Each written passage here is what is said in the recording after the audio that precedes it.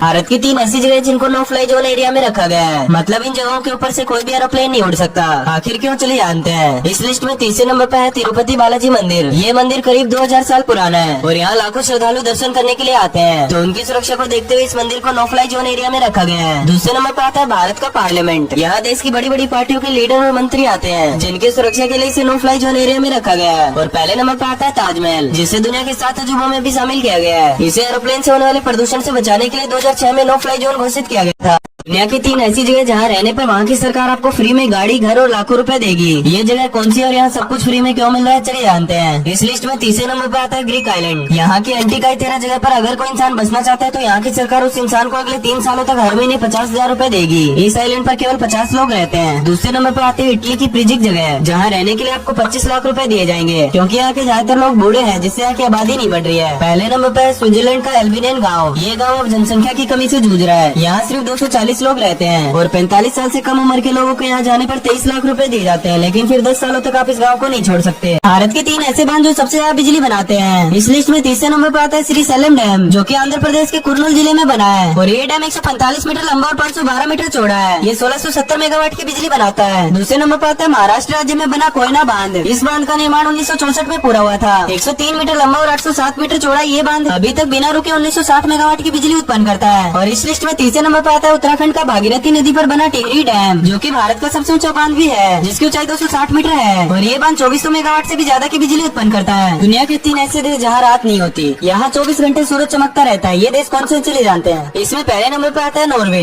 Norway को land of midnight सन के नाम से भी जाना जाता है। यहाँ मई से जुलाई के आखिरी तक 76 दिनों के लिए सूरज डूबता ही नहीं है और कहा जाता है कि यहाँ बस 40 मिनट के लिए रात होती है। दूसरे नंबर पर आता है आइसलैंड। आइसलैंड ग्रेट ब्रिटेन के बाद यूरोप का सबसे बड़ा आइलैंड है। यहाँ जून के महीने में सूरज डूबता ही नहीं है, जहाँ 24 घंटे दिन रहता है। तीसरे नंबर पर आता है फिनलैंड। यहाँ के ज्यादातर हिस्सों में गर्मियों के दौरान 73 दिनों तक सूरज ही देखने को मिलता है, और जबकि सर्दियों के मौसम में सूरज निकलता ही नहीं।